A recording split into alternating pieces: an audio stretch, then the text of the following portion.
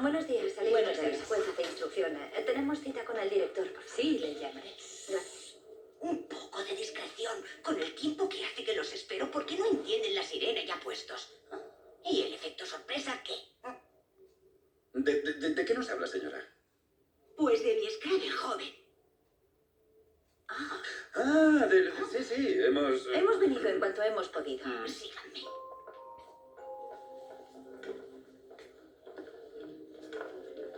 La vieja cotorra de ahí con su boquilla para fumar es la señorita Legrand.